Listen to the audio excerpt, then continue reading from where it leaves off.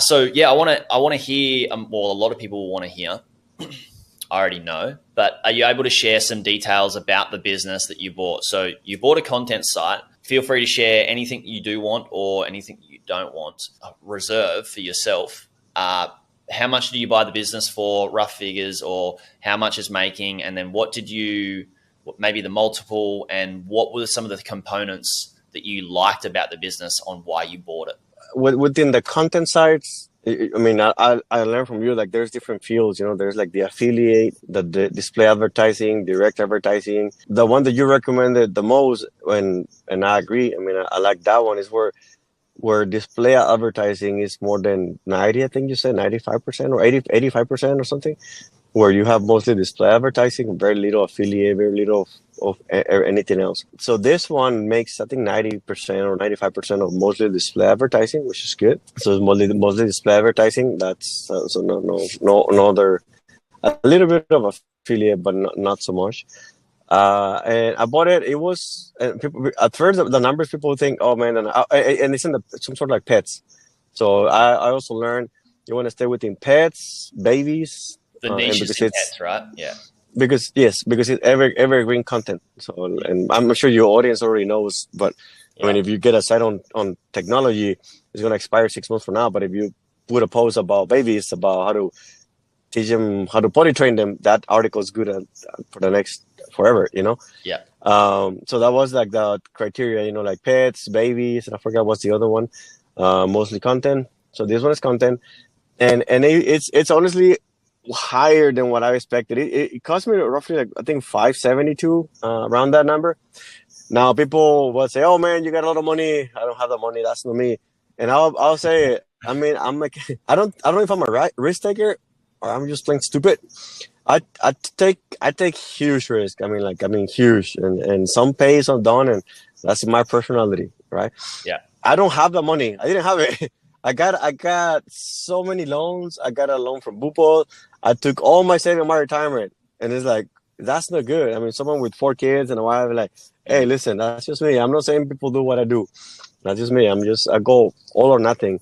That wasn't my target. I mean, I wanted to get something way smaller, but I just like that, and the numbers were good and everything. And I said, sometimes the universe. We should put a caveat on this, because I would never tell somebody to go away and get that much finance unless they were prepared to. They understood the risks. I always tell people that you need to understand the risk, and if you're comfortable with the risk, meaning that you're open to taking on that risk, then you can go ahead with it.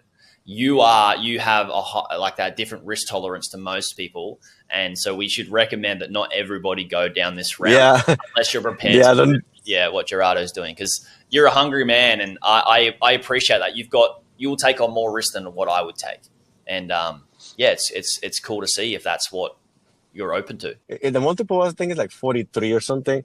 And then okay, the business might make something maybe 11 or 13, but I like the big but, like anyone listening, 11 or 13 grand a month. Yes, yeah. But I think 80%, 80 of not 90% of that, the first year, this is gonna sound dumb and funny or whatever, is going towards payments. I got like so many loans, like I use my retirement and everything.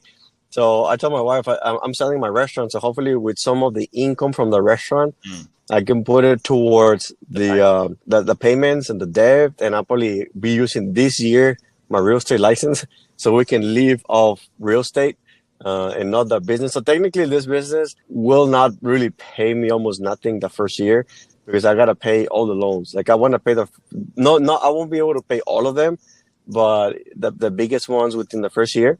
Yeah. And then it will free up a lot of cash flow. And the other thing I learned, that was like a big learning, I guess, dumb mistake. I didn't know that content sites, media buying, they are net 65. So they pay you 65 days later. So your first month, they pay you 2 months later. And I didn't know that. So I bought it. We closed in December. So I'm okay. I'm looking this money coming in. Like, cool. I'm gonna get paid in January. X money, and then it's like, hey, I just Google when do I get paid? Like at net 65. So I bought it. Well, right now I don't know when the podcast is gonna go out, but we're in February. I bought it in December, and I haven't gotten paid. So I will get the first paycheck sometimes in March. So I had to take that to one of the lenders because they didn't know either. And like, listen, dude, I would love like your payments start like day one in January. But listen, I have no money. Like I'm serious. Like I empty everything that I had, like everything, my stocks, so I cannot pay you, man. Like, can you, wait for a couple of months? And they waited for a response. Like, man, we cannot go without payments for 2 months. Like, I mean, charge me 2,000 or something, whatever, so I can make you a payment. And so right now I'm just racking up my credit cards. Like I got like the business credit card and the personal. I'm just loading them because I have whatever cash I have left is just for the mortgage of the house because obviously cannot pay with credit cards. So I'm waiting all these cards. I'm just putting a bunch of on the credit card until I start getting the payments. So some people are like, dude, how do you able to go to bed? Like, how do you just live with four kids and knowing that you got so much debt and I'm like, I don't know, man. Like, I think it's my blood type or I don't know what's going on, but it's probably your background, man. It's probably your background. I would say just your willingness to and your drive and your hunger is insane.